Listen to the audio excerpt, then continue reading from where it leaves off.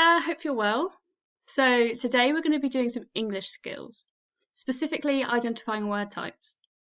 You might have already done this in previous years at school.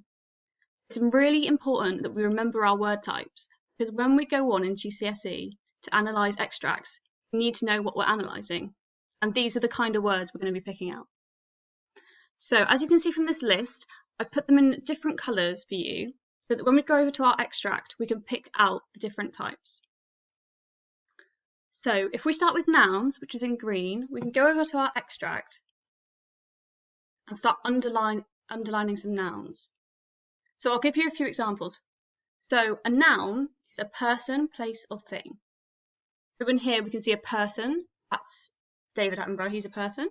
So if we underline that.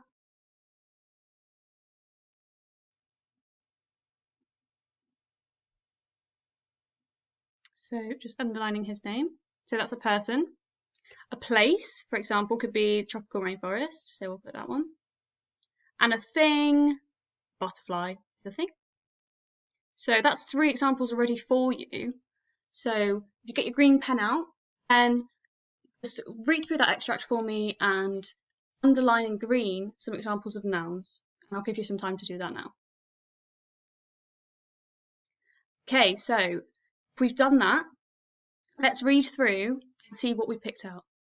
So the beautiful butterfly, we already had that one, was named in honour of Sir David Attenborough, and we've already got him. Who has a huge love of butterflies. So as we can see from the top, butterflies is one, because we've already got that, so we can underline that one. Live in tropical rainforests, so we've got that one. Places like Colombia and Brazil. Those 2 are ones, aren't they? Because person, place, or thing, place. Colombia and Brazil are places. And are very, very rare. This isn't the only animal named after Sir David Attenborough. So animal, that's a thing, isn't it?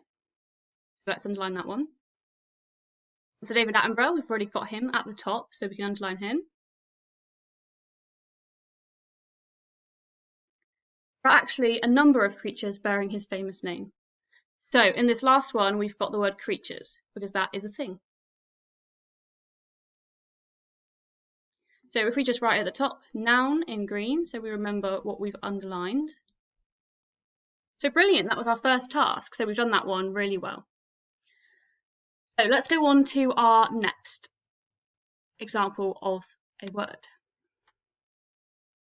So let's try adjective, because that word will describe a noun. So it's got a relationship to the one that we've already highlighted, so it might be quite easy.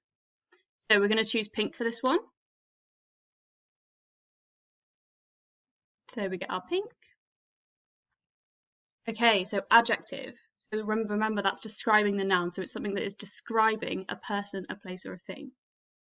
So this beautiful butterfly, oh beautiful, that's describing butterfly, isn't it? So that's our first one.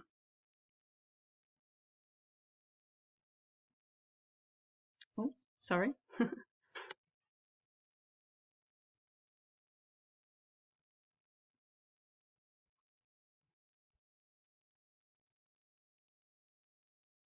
There we go. So that's your first example. So I'm just going to give you a few minutes to underline in pink the adjectives. And remember, they describe the noun, and we've already pointed out the nouns in green, so they're probably going to be close to the green words. So I'll just give you a minute to underline those for me.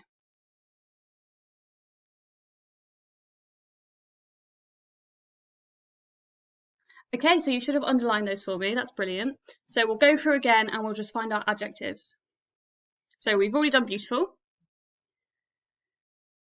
And I'll just move this because it's got a bit confused. It's all right, we'll leave it for now. Okay, so adjectives. So the beautiful butterfly was named in honour of Sir David Attenborough, who has a huge love of butterflies. So we could say that huge adjective because it's describing love, how big his love is. So we can underline huge. They live in tropical forests in places like Colombia and Brazil and are very, very rare. So we could underline very, very, couldn't we? Because it's describing how rare they are. So let's do that.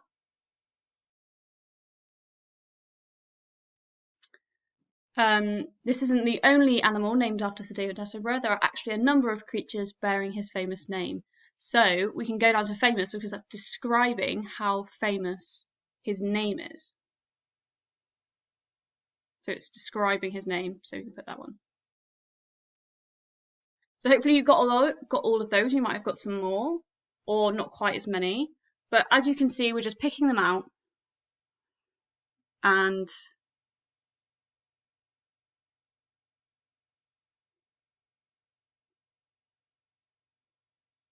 just making it really clear where those keywords are. So we'll just do one more for now. So if we go to verb, which is a doing word, so walking, talking, moving is a good example. So we'll go to our yellow pen and we're going to do verb. So that's an action. So I will do the first one for you and then you can try and do your own. So the first one, this beautiful butterfly was named. So named would be a verb because it's something you do, you name something. So we'll just underline that one quickly. In yellow, lovely. So that's my example. So I'll give you a few minutes to have a look and see if you can find any verbs which are doing words.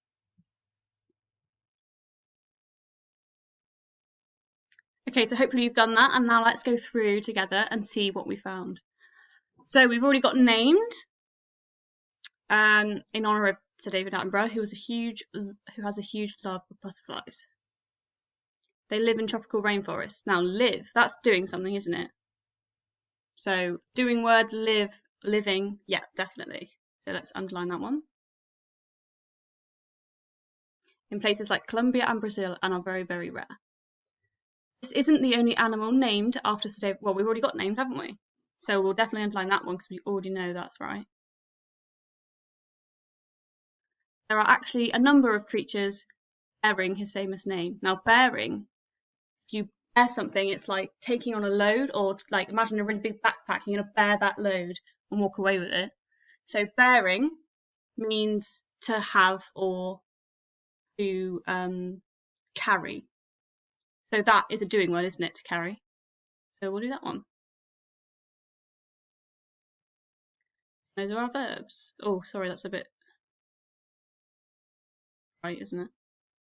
So we'll just leave it there for now because I think you kind of get the idea, and you can maybe even do the rest of them without my examples over here.